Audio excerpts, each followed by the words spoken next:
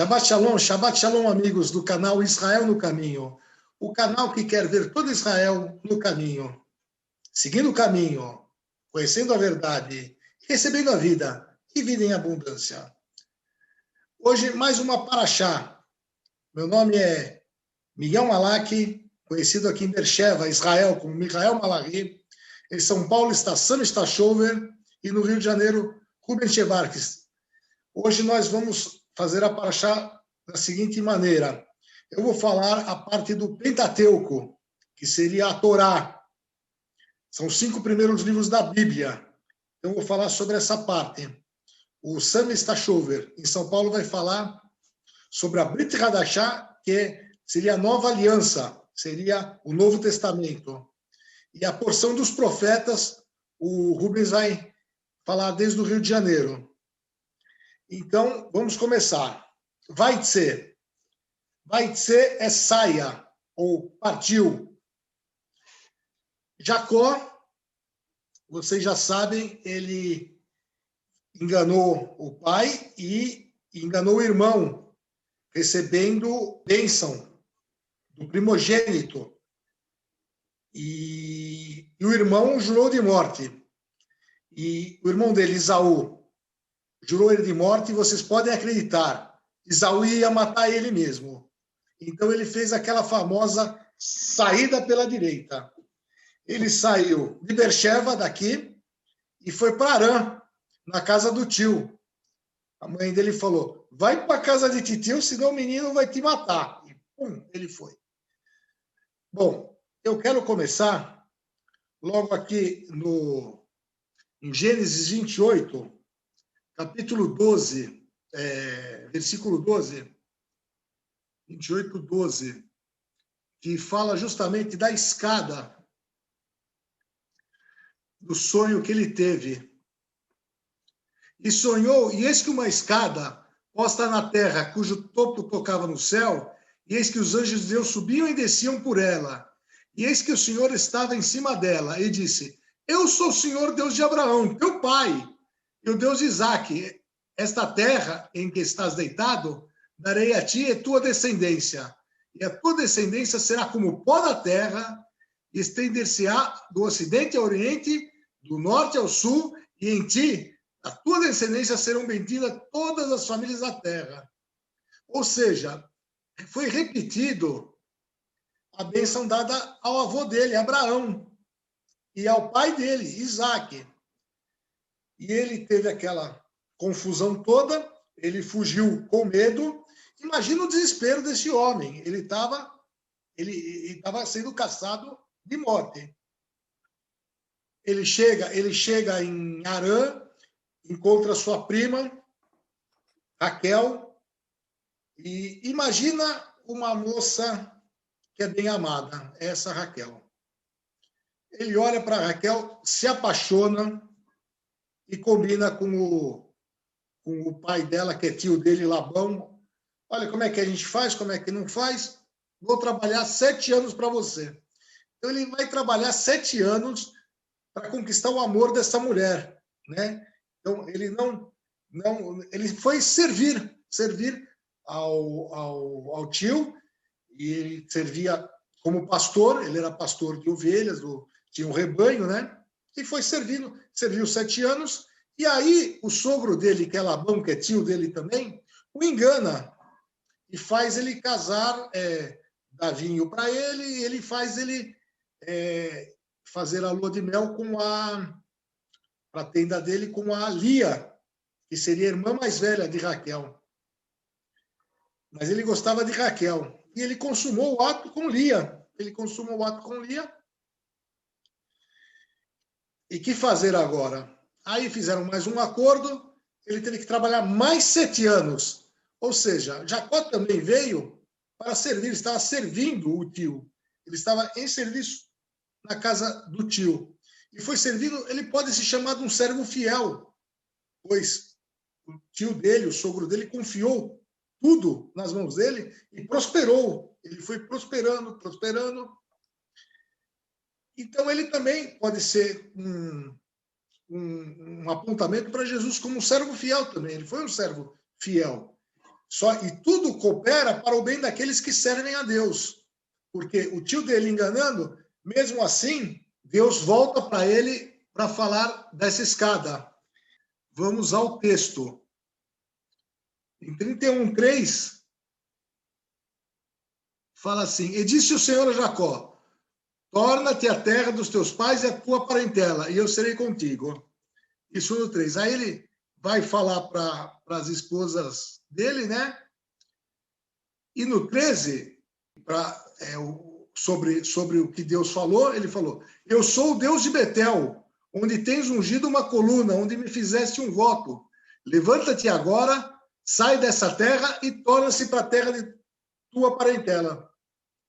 Ou seja, depois daquele sono que ele teve, esse sonho dessa escada de Jacó, que tranquilizou a alma dele, porque a alma dele devia estar aflita, e Deus mesmo, dando esse sonho, ele tranquilizou e foi para a casa do tio, de repente mais tranquilo. Ele faz até um posicionamento com Deus. Ele fala que se Deus vestir ele e se der de alimento, ele ia dizimar durante todo o tempo, e ele foi fiel nisso também. Essa escada volta, esse sonho, e Deus fala que ele era o Deus desse sonho para ele. Confirma, é uma confirmação de Deus para Jacó. E nós temos o Sami vai falar o Brit Hadashah, e com certeza ele deve falar disso aí. E então acrescentou: Digo-lhes a verdade, vocês verão o céu aberto e anjos de Deus subindo e descendo ao Filho do Homem. Isso Jesus falou para Natanael, aquele que era um judeu perfeito, embaixo, um verdadeiro judeu embaixo da figueira, quando Jesus o convoca. Então, Jesus fala também dessa escada do sonho de Jacó. Não era uma escada em caracol, não diz a Bíblia, não diz que era uma escada em caracol. Diz que era uma escada que subia e descia, e os anjos subiam e desciam, e foi um sonho que tranquilizou Jacó. E ele pôs o nome da cidade de Betel. Essa é um resumo que eu queria fazer. E eu queria falar só mais uma coisa. Vamos lá para Gênesis 29, que fala da Lia. Aí já vamos falar da Lia. A Lia era uma mulher que não teve tanta sorte como Raquel. Raquel talvez tinha uma aparência melhor, era mais amada. Lia não era amada por Jacó. Ele trabalhou os 7 primeiros anos por Lia, quando concebeu, e depois mais 7 anos por Raquel. E o que aconteceu? A Lia começou a dar à luz e Raquel ficava estéril. A gente vai para 29:32. Vejam o que Lia fala em 29:32, quando ela deu à luz ao primeiro filho, que chama Ruben. E concebeu Lia e deu à luz a um filho. E chamou Ruben, pois disse: O Senhor atendeu a minha aflição, por isso agora me amará o meu marido. Ou seja, ela teve o filho, como ela não era amada, ela deu o nome do filho como uma aflição. Olha, eu estou aflita, eu quero que Deus me ame. Aí depois ela concebeu outra vez e deu à luz a um filho, dizendo: Portanto o Senhor ouviu e viu que eu era desprezada. Ou seja, ouviu e viu que era desprezada. E também e chamou Simeão. Simeão quer dizer ouviu a minha angústia, o meu desprezo, né? Aí depois, e concebeu outra vez, e deu à luz a um filho, dizendo: Agora, dessa vez, se unirá meu marido a mim, porque 3 filhos lhe tenho dado, por isso chamou de Levi. Levi vem da raiz de leve, coração, quer dizer, união, ele se uniu, né? Foi uma união. Ele vai se unir comigo, porque agora eu tenho 3 filhos, e a Raquel não tem nenhum, então ele vai me amar. Aí depois ela teve um quarto filho. E para esse filho, ela começa a entender acho que muda alguma coisa na cabeça dela. Ela vê que eram 4 mulheres, né? Porque cada uma deu, ela e Raquel deram as servas, então eram 4 mulheres que o Jacó tinha, e ela fala assim quando nasce o 4º filho: e concebeu outra vez e deu um filho, dizendo: essa vez louvarei o Senhor, por isso chamarei o Judá, e cessou de dar à luz. Ela cessou naquele momento, depois ela teve mais 2 filhos, né? Então, ela foi abençoada nesse sentido, e ela foi abençoada num sentido até espiritual, porque quem está enterrado ao lado de Jacó, em Hebrom, está Abrão, Sara, Isaac e Rebeca, e na cidade de Hebrom também está enterrado Jacó e Lia. Eles estão enterrados, e o túmulo dele está lá em Hebrom, ainda hoje. E o túmulo de Raquel está num subúrbio de Jerusalém, né? O subúrbio até leva o nome dela também. E está lá, o corpo de Raquel está lá. Então, o que a gente aprende nessa lição de Lia? O cuidado com o que falamos, né? Porque a gente, de repente, expressa, né? Deu nome a um filho, tomar cuidado com aquilo que falamos, porque nós soltamos, os justos soltam bênçãos e maldições também. Então, segurar sempre a nossa língua e sempre ter palavras de bênção para os irmãos, para as pessoas, para os outros, porque nós somos santos nele, que é santo dos santos. Então, tomar cuidado com as palavras que proferimos, porque essas palavras têm força. Era isso que eu queria deixar de recado para vocês. Agora, o Rubens Chevasky vai falar sobre a Haftará, que é dos profetas. É com você, Rubens. Legal, Sami, legal, Miguel. Eu fiquei com um trecho que termina do livro de Oséias, no capítulo 12, finalzinho, até o final do livro de Oséias, né? Oséias, Roxia, né? Fala muito de salvação nesse livro. E eu vou falar de alguns versículos também, Miguel, Sami, e amigos, irmãos que me chamaram a atenção, a começar pelo próprio versículo 13 do capítulo 12. Esses 2 últimos versículos do capítulo 12 de Oséias, o versículo 13 diz assim: mas o Senhor, por meio de um profeta, fez subir Israel do Egito. E por um profeta foi ele guardado. Isso é verdade, no capítulo 11 está escrito: do Egito chamei meu filho. E o que me chamou muito a atenção é que aqui diz que por um profeta Deus fez Israel subir do Egito, como uma menção evidente a respeito de Moisés. E por um profeta foi ele guardado. Eu estava dando uma olhada, né, no original em hebraico dessa palavra guardar, e essa palavra guardar vem do hebraico chamar, que significa vigiar, proteger.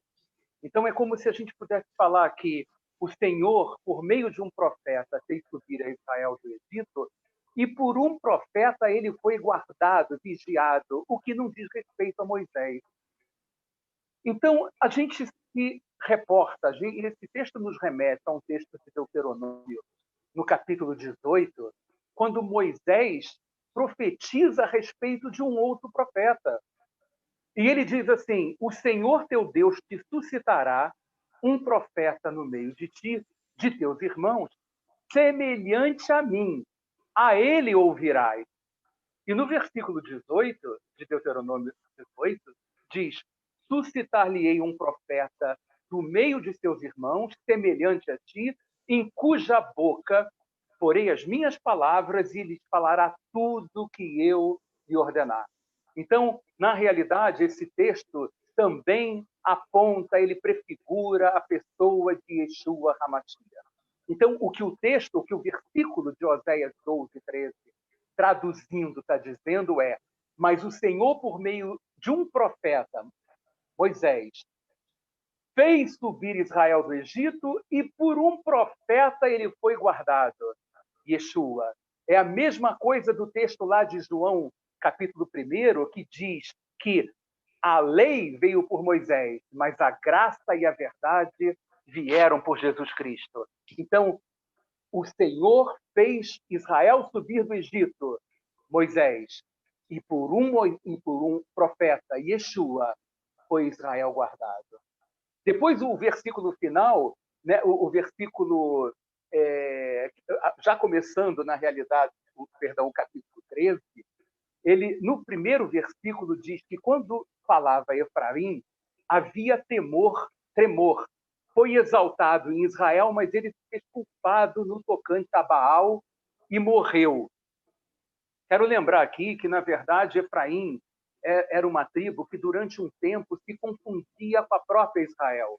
Muitas vezes você lê Efraim, especialmente, por exemplo, no livro de Oséias, desde Jeroboão até o cativeiro na Síria.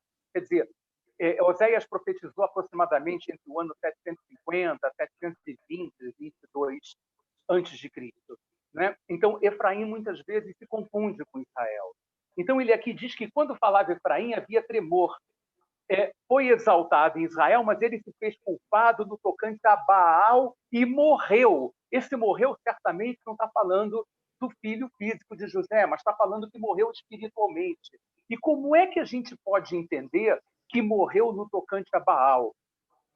Gente, literalmente, há muitos Yehudim, há muitos judeus e há muitas pessoas que não conhecem o Senhor, que servem o espiritismo, que servem o budismo, que servem o esoterismo, que servem o lado místico do Talmud, que é a Cabala, que é o Zohar, não é verdade? Existem judeus maçons, existem judeus ateus, existem muitos judeus que se afastaram do Deus único de Israel, à semelhança do que Deus fala nesse tempo todo no livro de Oséias, a ponto de fazer com que Oséias tivesse se casado com Gomer, que era uma prostituta, para mostrar realmente o que significava a prostituição, o adultério espiritual. Israel se afastou completamente e nós, hoje, também nos afastamos. Estamos aqui porque somos privilegiados e você que está me ouvindo agora, você também pode ser um privilegiado se você abrir o teu coração para Yeshua e deixar o verdadeiro Deus falar com você. E não é só apenas a questão da forma como você serve a Deus em espiritismo, esoterismo, como os postes ídolos, como havia antigamente. Mas eu quero dizer, como Yeshua falou, você pode transformar, por exemplo, o dinheiro num Baal para você. Você pode transformar qualquer coisa numa idolatria para você e colocar o verdadeiro Deus de Israel em segundo plano. E Deus tem ciúmes. Deus não vai ficar em segundo plano na tua vida. Ou ele é proeminente, ou ele é a primazia, ou ele é o mais importante para você, ou você não conte com ele, porque esse Deus é o Deus verdadeiro e único que faz maravilhas, criador dos céus e da terra, criador de todo o universo. Então, abre o teu coração, afasta tudo aquilo que incomoda a Deus, tudo aquilo que te afasta de Deus para se voltar para o Deus verdadeiro. Quando você chega no versículo 4, outro item muito importante diz: todavia eu sou o Senhor teu Deus desde a terra do Egito. Ele diz que, olha, independente do que você tem feito, eu estou te acompanhando.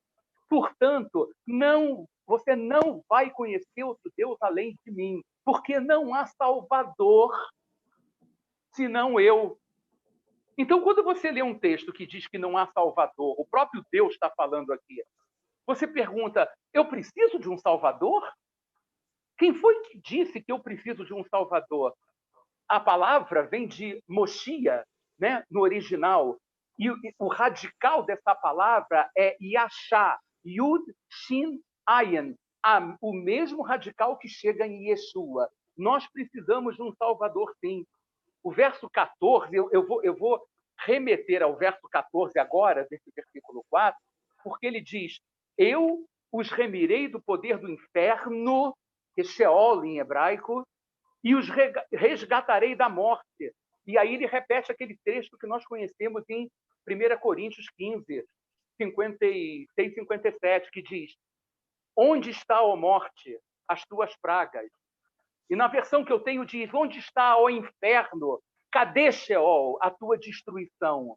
Como quem diz: você está levando meus filhos para a perdição eterna. Você está levando meus filhos, Israel, com quem eu tenho uma promessa desde Abraão, passando por Isaac, indo até Jacó, como Miguel falou a respeito de Jacó, e temos falado sobre ele. Mas eu quero dizer uma coisa: eu sou o Salvador, vocês precisam de um Salvador, porque eu sou o único com poder capaz de enfrentar a morte, porque o salário do pecado é a morte, e livrar vocês do poder do inferno, do poder do Sheol, não é?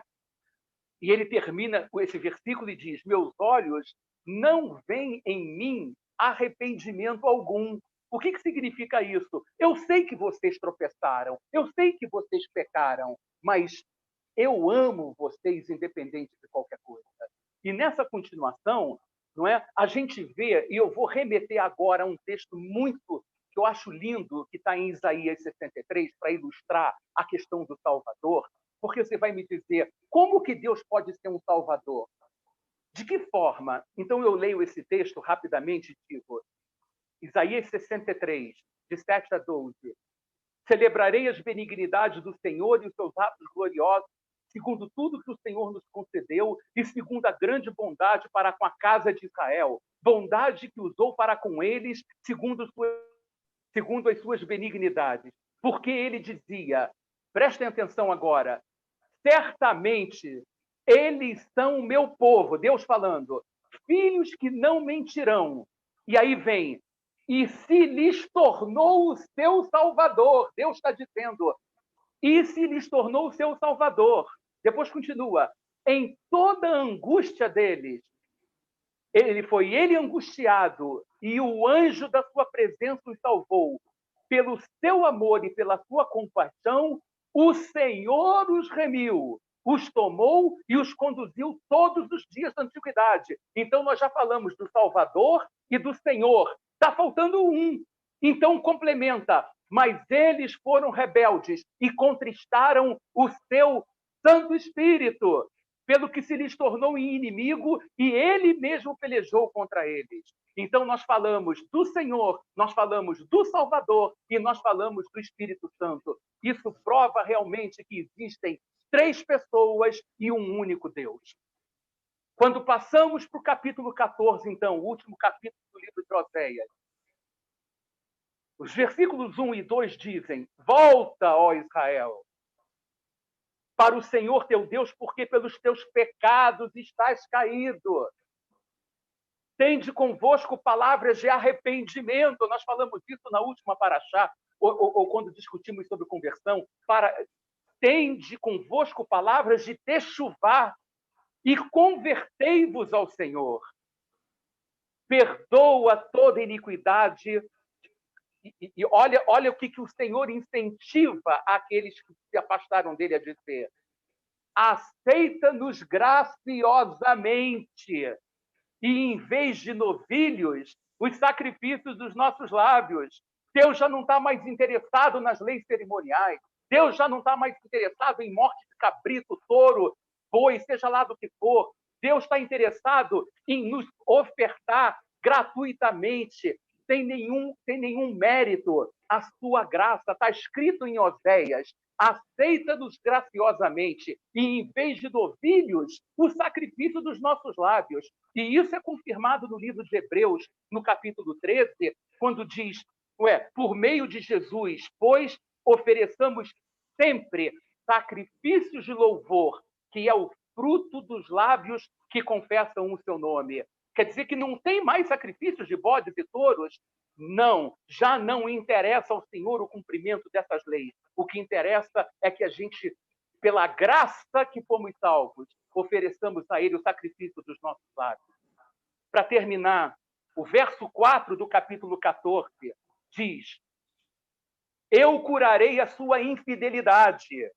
E diz: eu voluntariamente os amarei, porque a minha ira se apartou deles. Então, embora Deus estimule, incentive o povo a techuvá, ao arrependimento, mas ele fala: gente, eu amo vocês, eu voluntariamente, não foi nada me estimulou a perdoar, a salvá-los. Eu vou fazer isso porque eu sou Deus, e eu sou Deus de cumprir a minha palavra.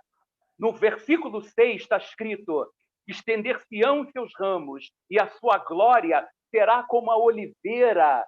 O esplendor será como a oliveira, e sua fragrância como a do Líbano. Isso nos remete a Romanos 11, 24, que fala da oliveira verdadeira, que diz: pois se fostes cortados, se referindo aos judeus afastados, daquela que por natureza era oliveira brava, e contra a natureza, enxertado, falando dos gentios que foram enxertados na oliveira verdadeira, quanto mais não serão enxertados na sua própria oliveira esses que são ramos naturais. Os judeus são ramos naturais dessa oliveira, os gentios foram enxertados. Então, todos nós, Yehudim, somos convidados a voltar a fazer parte daquilo que, desde o início, faz parte da nossa natureza. O versículo 7 diz: os que se assentam de novo à sombra voltarão. Veja, a sombra também nos leva ao Salmo 91, que diz que aquele que habita no esconderijo do Altíssimo, a sombra, em hebraico é tel, a sombra do Todo-Poderoso, habitarão, não é? Serão refugiados, serão guardados. E continua o verso 7 dizendo: serão vivificados como o trigo e florescerão como a vide. Amigos, que serão vivificados como o trigo você faz pão. Quem é o pão da vida? Jesus falou, declarou-lhes, pois Jesus: eu sou o pão da vida, o que vem a mim jamais terá fome, e o que crê em mim jamais terá sede. No mesmo versículo diz: e florescerão como a vide, falando dos judeus, florescerão como a vide. Lá em João 15, no versículo 1, diz: quem é a videira verdadeira?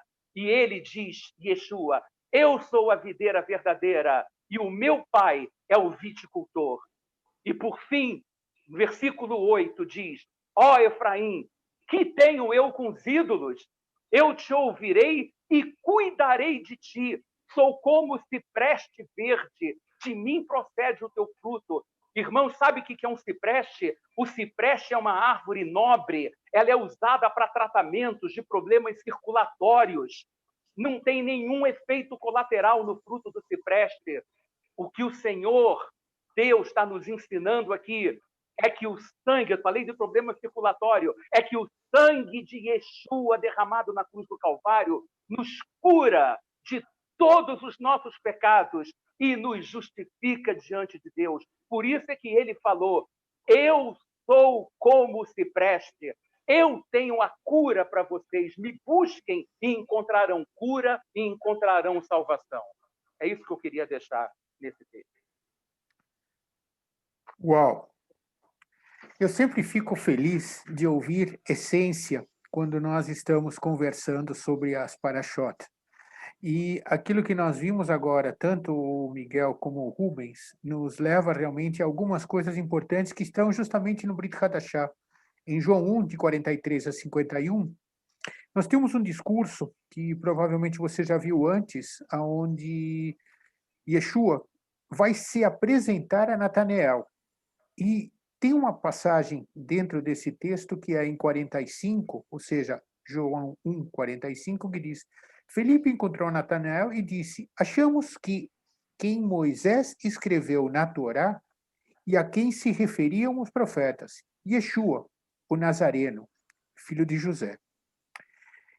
O que nós vimos sobre a escada profetizada por Jacó, e que o Miguel nos explicou, aquilo que o Rubens nos falou agora sobre profecias sendo cumpridas, eu queria trazer a vocês um texto que é lá em Isaías 49, Isaías 49:6 diz: sim, diz ele, pouco é seres meu servo para restaurares as tribos de Jacó e tornares a trazer os remanescentes de Israel.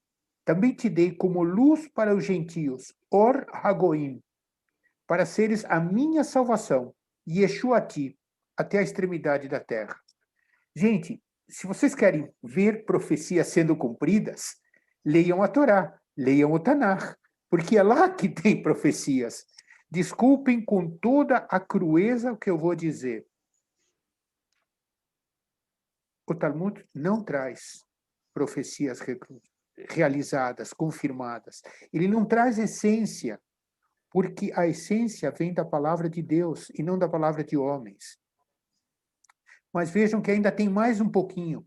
O próprio discurso de Yeshua é impactante. Yeshua viu Natanael aproximar-se e disse a seu respeito: eis um verdadeiro israelita, em quem não há dolo.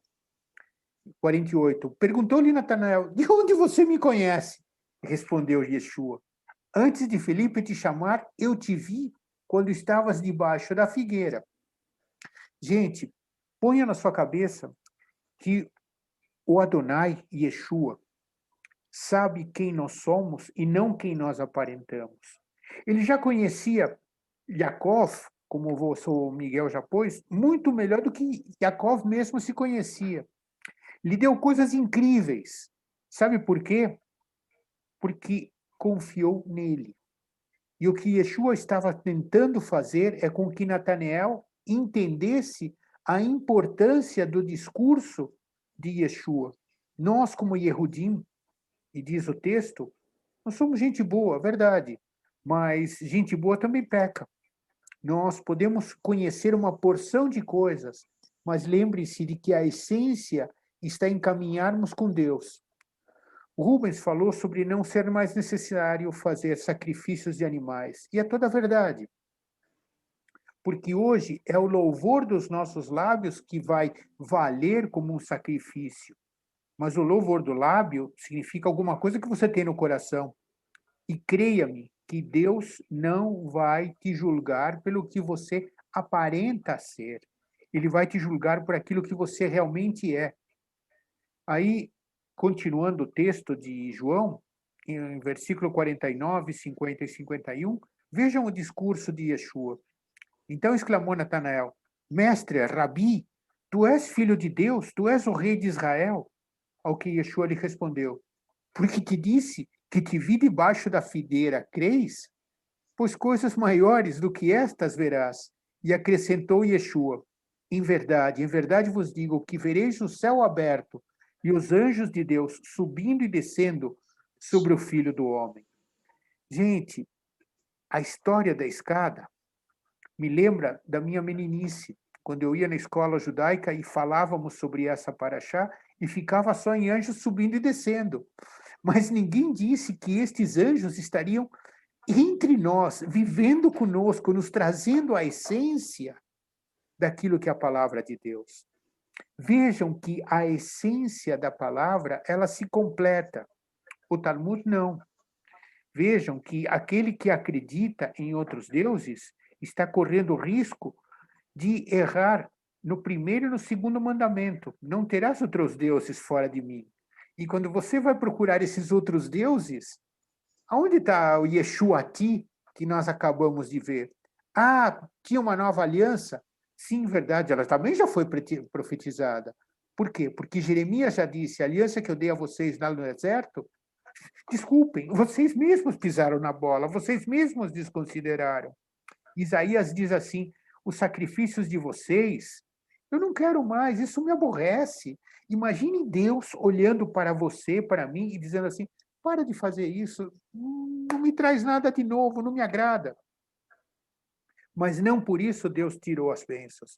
Tanto assim que ele permitiu a chegada de Yeshua, e como Rubens falou, esta chegada nos faz remeter às prosperidades que Jacó teve. Aquela coisa maluca que Jacó faz de descascar as árvores para que os rebanhos deem de acordo com aquilo que Labão tinha dito, de que seriam o gado listado ou sujo seria de Jacó, o gado limpo seria de Labão. Deus vai mudando usando uma estratégia de descascar as canas. Esse Deus é o mesmo que está hoje aqui entre nós, vivo, julgando cada um dos nossos corações, olhando para cada um de nós, sabendo a nossa verdadeira identidade.